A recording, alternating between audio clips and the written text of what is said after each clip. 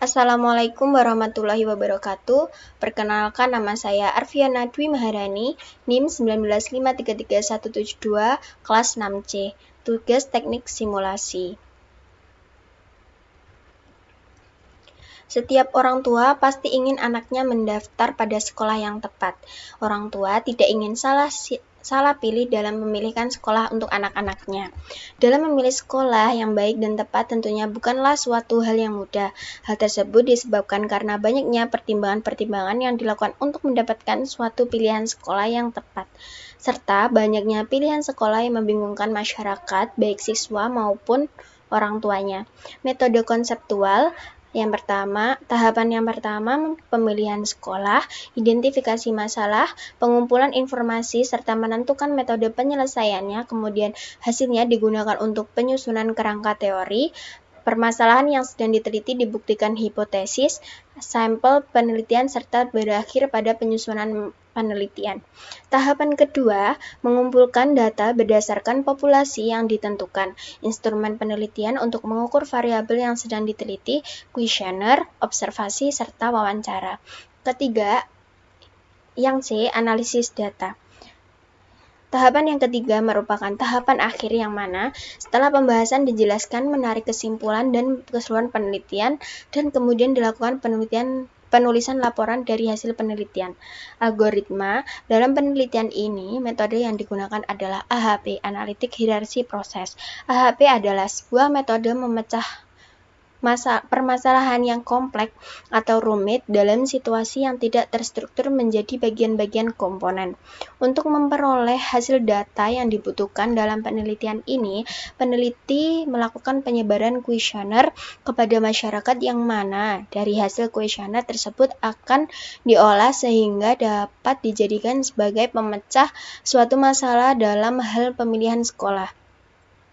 Penyebaran kuesioner ini disebar sebanyak 35 kuesioner, namun hanya 30 kuesioner yang dapat diolah. Level struktur hierarki pemilihan sekolah. Ada pemilihan sekolah, kriterianya, biaya, kualitas sekolah, tujuan akhir lulusan, bakat dan minat. Penjelasannya, biaya menjadi pilihan adalah biaya sekolah yang terjangkau atau mahal. Kualitas sekolah yang dimaksud, fasilitas sekolah, lingkungan belajar, pengajaran agama, penanaman nilai yang baik, serta penerapan kedisiplinan. Tujuan akhir lulusan yang dimaksud lulusan yang dipersiapkan untuk memasuki perguruan tinggi atau dipersiapkan untuk memasuki dunia kerja.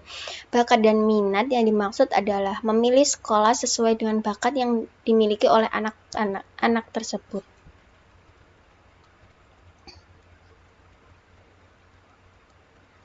Tabel 3, matriks perbandingan berpasangan kriteria utama. Seperti ini. Kemudian tabel keempat ada SMA, SMK, MA. Yang tabel kelima seperti ini. 6, 7, 8, 9, 10, 11, 12, 13, 14, 15, 16, 17. Nah, konsistensi rasio kriteria utama CR sama dengan C1 per 1R sama dengan 0,001 per 0,90 sama dengan 0,001. Hasil dari CR kurang dari 0,1, maka hasil perhitungan dapat dinyatakan konsisten atau hasil dapat diterima. Konsistensi rasio kriteria biaya CR sama dengan C1 per 1 per 2. 1R sama dengan 0,004 per 0,58 sama dengan 0,008. Hasil dari CR kurang dari 0,1. Maka hasil perhitungan dapat dinyatakan konsisten atau hasil dapat diterima. Konsistensi rasio kriteria kualitas sekolah CR sama dengan C1 per 1R sama dengan 0,001 per 0,58 sama dengan 0,001. Hasil dari CR kurang dari 0,1, maka hasil perhitungan dapat dinyatakan konsisten atau hasil dapat diterima.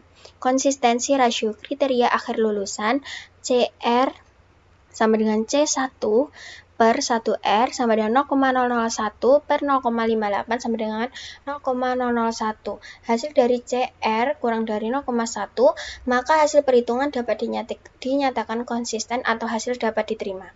Konsistensi rasio kriteria bakat dan minat, CR sama dengan C1 per 1R sama dengan 0,001 per 0,58 sama dengan 0,001.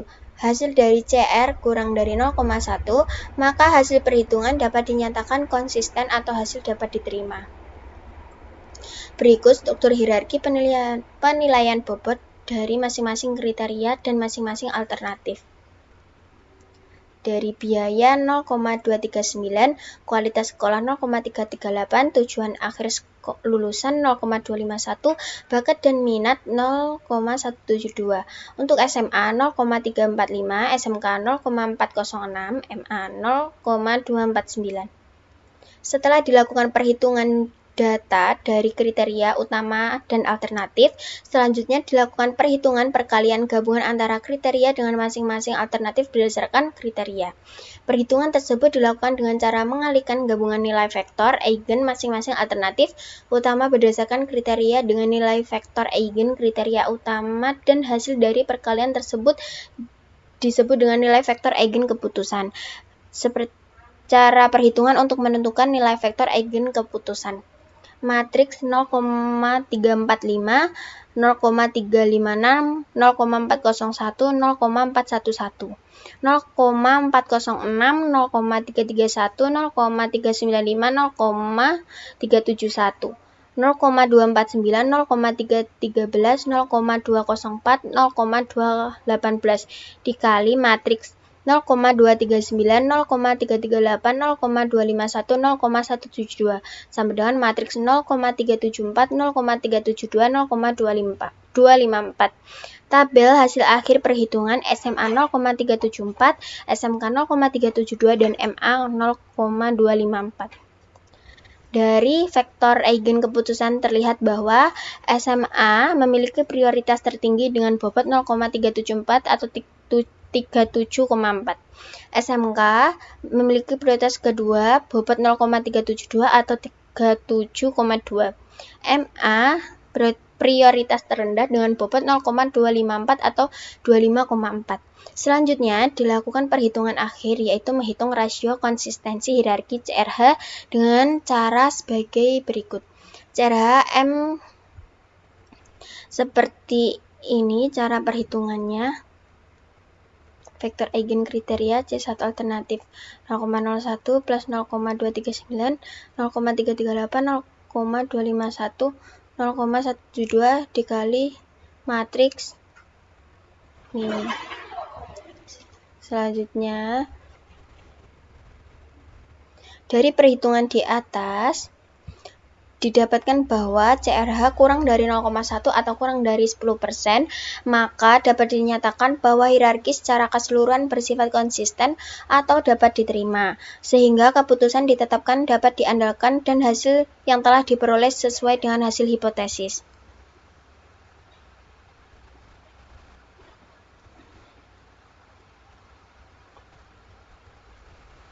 Sekian dari saya. Wassalamualaikum warahmatullahi wabarakatuh.